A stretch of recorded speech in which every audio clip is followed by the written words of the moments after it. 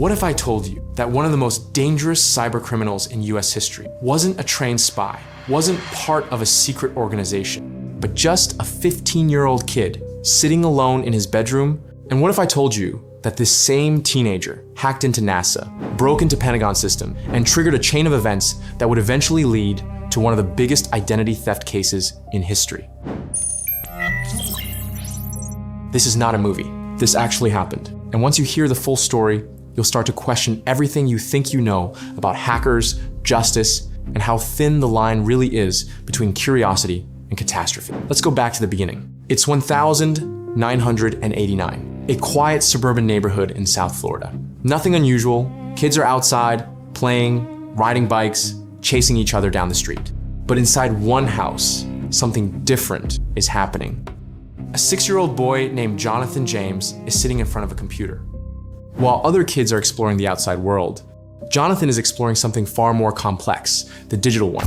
At first, it looks harmless, just games, curiosity, innocent fascination. But there's something different about him, something intense, something obsessive. His parents notice it early. His father, a programmer, understands computers, but even he starts to worry. This isn't just interest, it's fixation. So he tries to set limits. He installs parental controls, and Jonathan breaks through them just like that. No hesitation, no fear. That's when it becomes clear this isn't normal. This kid isn't just using technology. He's understanding it, bending it, mastering it. As he grows older, things escalate. By his early teens, Jonathan isn't just playing games anymore. He's studying programming languages like C. He's diving deep into Unix systems, the foundation of modern operating system. He reads source code like other kids read comic books. Night after night, hour after hour, he's glued to the screen, learning, experimenting, pushing boundaries. And then one day, without asking anyone, without permission, he deletes Windows from the family computer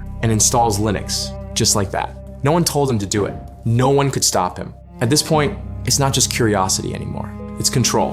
And control can be addictive. His parents try to intervene. They take away his computer. So what does Jonathan do? He runs away from home and refuses to come back until he gets it back. Let that sink in. For him, the computer wasn't just a tool. It was everything. And soon, it wouldn't be his parents trying to keep him away from it. It would be the US government. By the time Jonathan turns 15, everything changed. Online, he becomes known by an alias, Comrade. And in the underground hacker world, that name starts to mean something. Because Jonathan isn't just good, he's exceptional. He doesn't hack for money. He doesn't steal for profit. He hacks for the challenge, for the thrill, for the feeling of breaking into something that's supposed to be unbreakable. And the harder the target, the more it pulls him in. He breaks into systems, not to destroy them, but to prove he can. Sometimes he even helps fix them afterward. Imagine that, breaking into a system and then politely emailing the administrator saying, "Hey, your security has holes. Here's how to fix it." It almost sounds noble, but then he decides to go further, much further. Summer of 1999. Jonathan is looking for his next challenge, and he chooses NASA, not a small website, not a random company. Specifically, the Marshall Space Flight Center, some of the most advanced systems on the planet. And somehow, he gets in, he gains access to 13 NASA computers. No one knows exactly how he did it, but he did. And this time, he doesn't just look around, he takes something. He downloads software worth $1.7 million. Software used to control the temperature and humidity of the International Space Station. Let's pause for a second. The ISS floats in space, exposed to extreme conditions. On the outside, temperatures can reach over 120 degrees Celsius. Inside, everything depends on that control system. If it fails, astronauts could literally die. Now imagine this, a teenager sitting in his bedroom has access to that system's code. Even if he couldn't directly control it, the implications are terrifying. NASA panics. They shut down their systems for 3 weeks. 3 weeks. All because of a 15-year-old.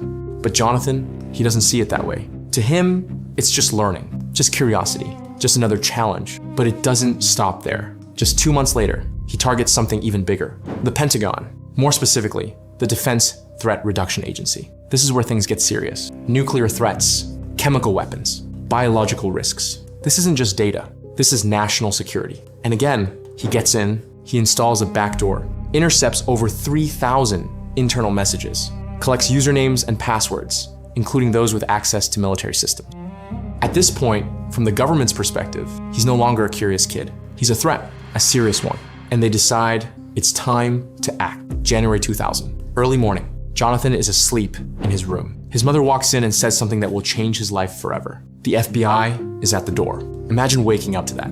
Agents storm the house. They seize computers, disks, devices, everything. Jonathan is questioned, and surprisingly, he admits everything. No lies, no resistance, just honesty. He promises he'll never do it again. For a moment, it seems like it might end there, but it doesn't. 3 months later, charges are filed. And suddenly, Jonathan James becomes something else entirely. He becomes the youngest person ever convicted of cybercrime in the United States. If he had been an adult, he could have faced up to 10 years in prison. But because he's a minor, he gets 6 months of house arrest, no computers, no internet, and letters of apology to NASA and the Department of Defense. For someone like Jonathan, that's almost worse than prison. And then things get worse. He violates probation, gets sent to a juvenile detention center. And according to his father, that experience changes him completely. The curiosity fades, the excitement disappears, and in its place, something darker begins to grow. Regret, fear, isolation.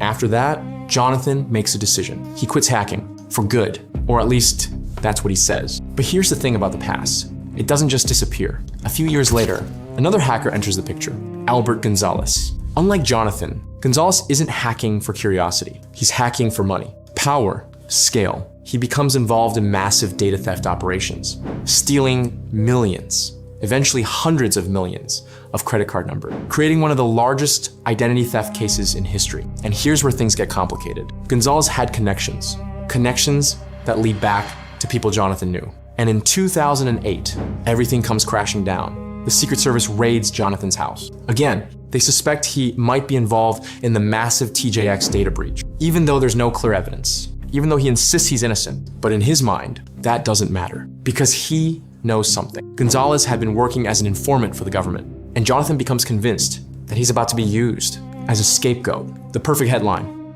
the teenage hacker returns. The public would believe it, and the system might allow it. Fear takes over. The same system that once punished him now feels like it's coming for him again. And this time, he doesn't think he'll survive it. 2 weeks after the raid, Jonathan James is found dead.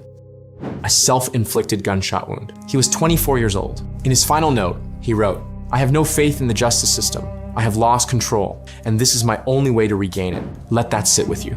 A kid who once broke into NASA, who once outsmarted the Pentagon, ultimately couldn't escape fear. Years later, the truth comes out. Albert Gonzalez is sentenced to 20 years in prison. Others involved are also convicted. And it turns out Jonathan was likely never involved in that case at all.